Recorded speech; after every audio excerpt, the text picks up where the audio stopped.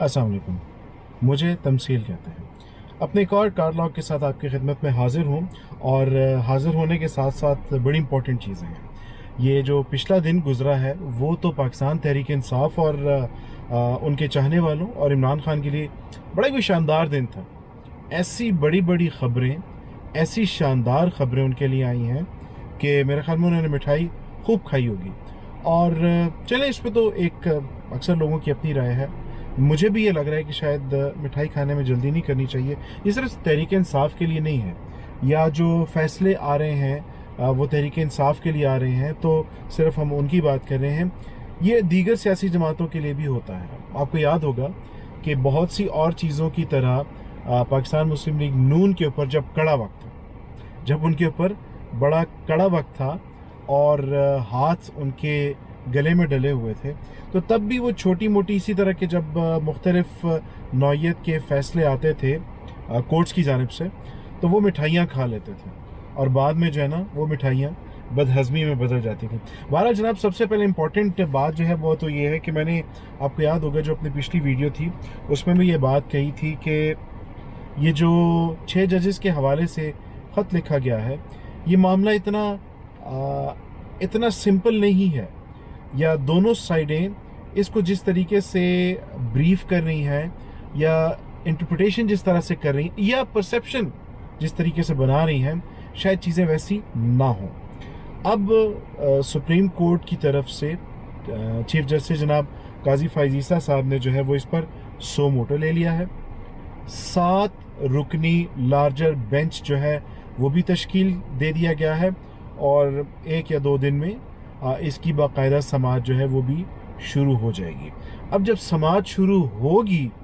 और ये पहली 2 समाअतों के बाद मैटर किस तरफ जाएगा, तब हम इसके ऊपर बात करेंगे, क्योंकि इसमें बिल्कुल ये चीज़ हो सकती है कि जो इल्ज़ामात लगाए गए हैं क्या उनको प्रोब करने की तरफ जाया जाएगा या नहीं, क्योंकि हर सूरत में आपको एग्जीक्यूटिव के पास तो जाना ही पड़ेगा। कोर्ट्स के पास बज़ाते खुद कोई ऐसा इदारा नहीं होता जहां पर तहकीकात करवा लें या कुछ और करवा लें। तो बहरहाल कोई भी फेडरल गवर्नमेंट का जो इंस्टीट्यूशन है या ऑर्गेनाइजेशन है, उन्हीं के पास जाना पड़ेगा और उसमें होगा तो वही। और इसकी बड़ी वजह यह भी बन गई है कि जो ख़त लिखा गया था फेडरल गवर्नमेंट की जानिब से तसद्दुक़ जिलानी साहब जो साहब का चीफ जस्टिस है उनको, कि आप इसको हेड करें, तो कहा यह जा रहा है कि उन्होंने पहले एग्री करने के बाद अब इससे डिसएग्री कर लिया है। और वो डिसएग्री करने की वजह भी हमें समझ आ रही है कि वो जो तूफ़ान खड़ा हो जाता है अपनी मर्ज़ी के फ़ैसले करवाने के लिए, तो उस तूफ़ान की नज़र बहुत सारे लोग हो जाते हैं। ये लोग क्यों हो जाते हैं? इसमें भी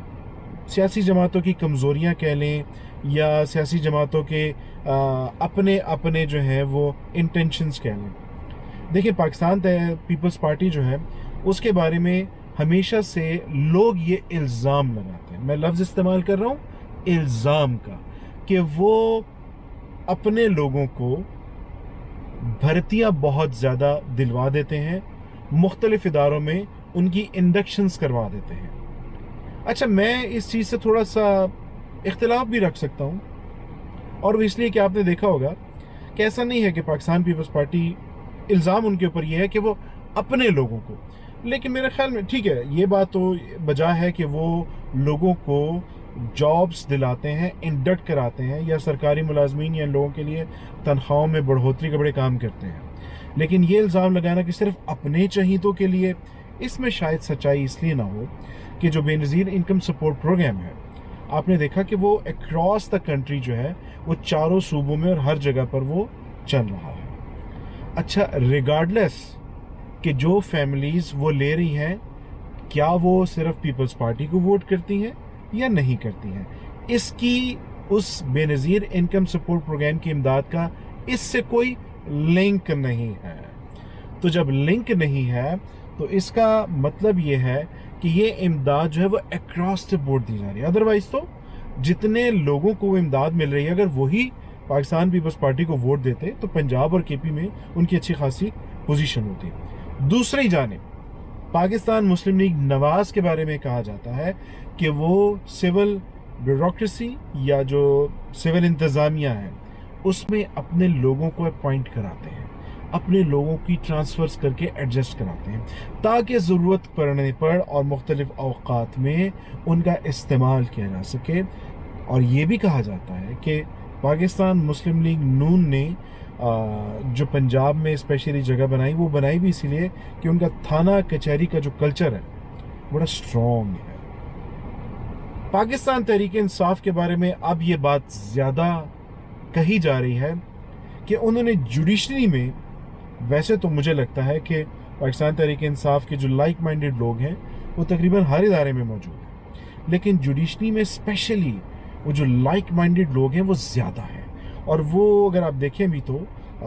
جو جتنے اس وقت فیصلے جن ججوں کی طرف سے آ رہے ہیں وہ تب اپوائنٹ ہوئے ہیں جب پاکستان تحریک انصاف کی اسپیشلی فیڈرل گورنمنٹ تھی۔ بہرحال یہ پرسیپشنز ہیں جو لوگوں کی جانب سے بنائے گئے ہیں، اور میں وہی پرسیپشن آپ کے سامنے رکھ رہا ہوں۔ میں اس کو الزام کے طور پر اپنی جانب سے یا کوئی اسٹڈی اپنی جانب سے یا ریسرچ اپنی جانب سے کر کے نہیں بیان کر رہا۔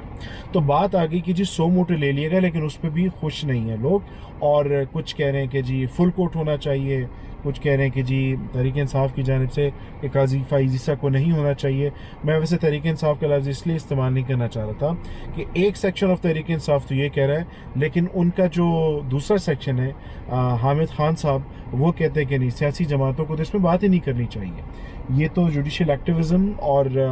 انڈیپینڈنس آف جوڈیشری کا میٹر ہے، اور اس کو جوڈیشری کو اپنے ہی بریکٹس میں اور اپنی ہی باؤنڈریز کے اندر طے کرنا ہوگا۔ تو وہ جو بات ہے نا کہ آپ کسی کو مطمئن نہیں کر سکتے، مجھے یاد آ گیا جب میں ریڈیو پہ پروگرامز کرتا تھا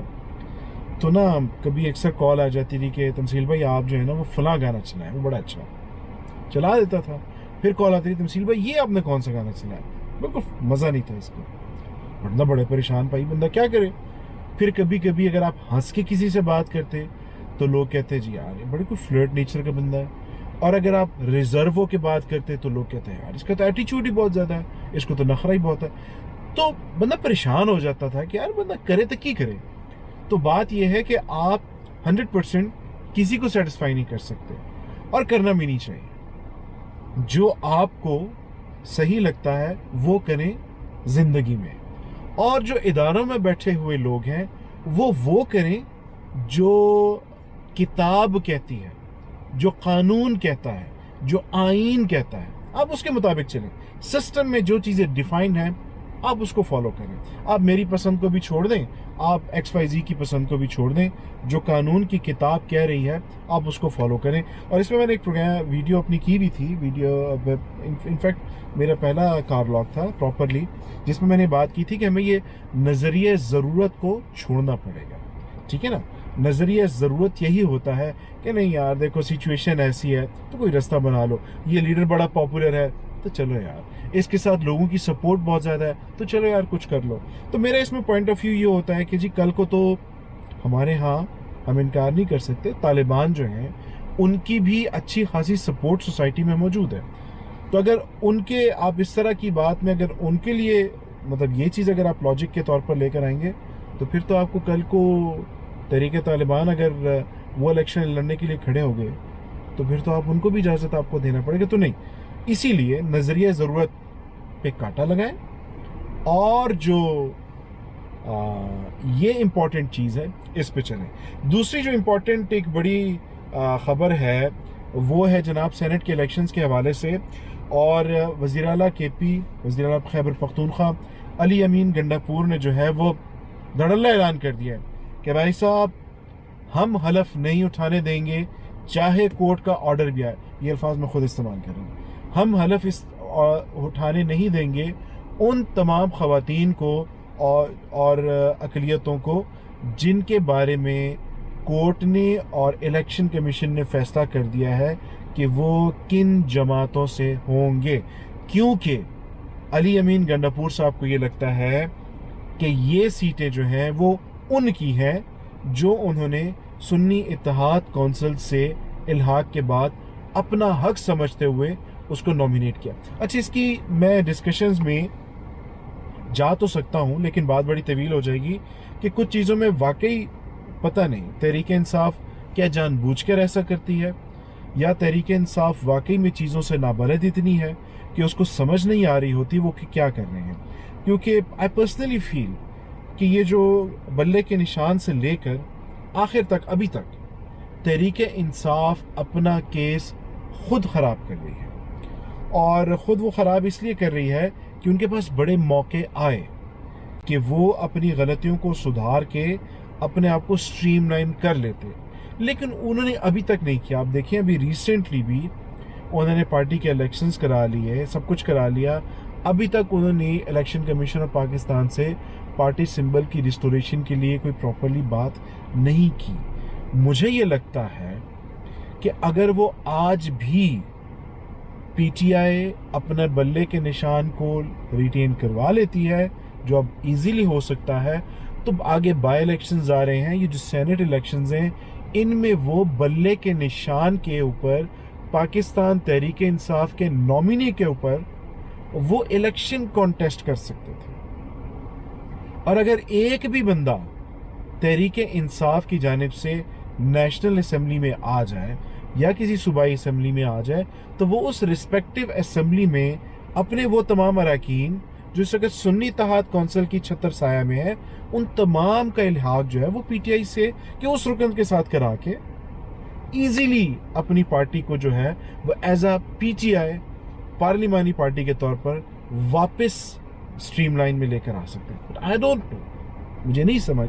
कि पीटीआई के जहन में ऐसा क्या है कि वो अभी तक इसकी तरफ न बढ़ रहे हैं न बढ़ना चाह रहे हैं। हालांकि उनके लिए मौका था और अब तो उनके पास एक गोल्डन चांस है, क्योंकि स्पीकर कौमी असम्बली की जानिब से सुन्नी इत्तेहाद कौंसिल के साथ जो इल्हाक किए हुए अफराद थे या जो मेंबरान थे, उनके बारे में नोटिफिकेशन कर दिया गया है कि इनको आज़ाद कंसिडर किया जाएगा।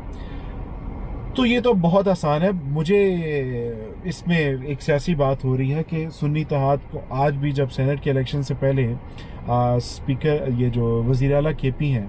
इन्होंने तमाम पार्लिमानी पार्टी का जो इजलास है बुलाया और उसमें सबसे हल्फ लिए। भाई पाकिस्तान तहरीक इंसाफ तो ये क्लेम करती है कि वो तो न बिकने वाले हैं न टूटने वाले हैं, बल्कि वो अपने लीडर के साथ खड़े हैं।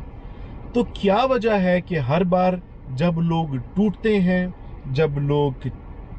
एलिजिडली बिक जाते हैं, तो हमेशा तहरीक इंसाफ के ही लोग होते हैं। तो ये जो दावे होते हैं प्रैक्टिकलिटी में वो थोड़े से अलग होते हैं। तो तहरीक इंसाफ को इस पर ज़रूर गौर करना चाहिए कि आखिर क्या वजह है कि वो शोर तो दूसरों पर बिकने का और दूसरों पर नाजायज़ हथकंडों का लगाते हैं, लेकिन हमेशा बिकने वाली साइड जो है वो अनफॉर्चुनेटली तहरीक इंसाफ की जानिब से सामने आती है। और भी बहुत सी चीज़ें हैं जिसके ऊपर मैं बात तो ज़रूर करना चाह रहा हूँ। आखिर में एक और बात जो मेरी पिछले वीडियो से भी कनेक्टेड है, मैंने ये कहा था कि जो तहरीक इंसाफ का ज़रा सा बिखरा हुआ शिराज़ा है, ये अगर अलीमा ख़ान इसको लीड करें तो पार्टी बड़ा अच्छा गेन कर सकती है, बड़ा यूनिफाइड फॉर्म में आ सकती है। न जाने बानी चेयरमैन जनाब इमरान खान साहब को फिर कौन सी पट्टियाँ पढ़ाई गई हैं कि उन्होंने बाकायदा ये हुक्म जारी किया है कि अलीमा ख़ान साहिबा पार्टी के हवाले से कोई भी पॉलिसी स्टेटमेंट या इस तरह का कोई बयान नहीं देंगे। मुझे तो बहरहाल यही लगता है कि वो जो खान साहब से डेली पार्टी के मुख्तलिफ लोग जाके मिलते हैं, वो बड़ी मिस इन्फॉर्मेशन उनको दे रहे हैं और वो उनको मिसगाइड कर रहे हैं। क्योंकि हर बंदा, मैंने पिछली दफ़ा भी ये बात कही थी कि इस वक्त हर बंदा पीटीआई में वो जो टॉप कैडर है उसको ग्रिप करने की कोशिश कर रहा है। हर सेक्शन को या हर ग्रुप की ये कोशिश है कि पार्टी की जो इस वक्त टॉप ग्रिप है वो उनके हाथ में आ जाए, वो फ्यूचर को अपने लिए सीधा करना चाह रहे हैं। बहरहाल जनाब, कुछ और चीज़ें भी हैं, वो भी हम डिस्कस करेंगे, उसके हवाले से बात करेंगे। आज ये दो मौजू मैं समझ रहा था कि अहम है, उनके ऊपर बात कर लेते हैं। और ये जो सोमोटो के ऊपर जो सोमोटो लिया गया है उसके ऊपर आगे क्या होता है, वो जब 1-2 तारीखें हो जाएंगी तो उसके हवाले से बात करेंगे। वीडियोज़ अगर आप देख रहे हैं, पूरी देख रहे हैं, तो लाइक भी कर दीजिएगा, बेल आइकन भी दबा दीजिएगा شیئر بھی کر لیں تو بہت اچھی بات ہے. اگلے پروگرام میں اور اگلے کار لاگ میں دوبارہ آپ سے دوبارہ ملاقات ہوگی. اللہ حافظ.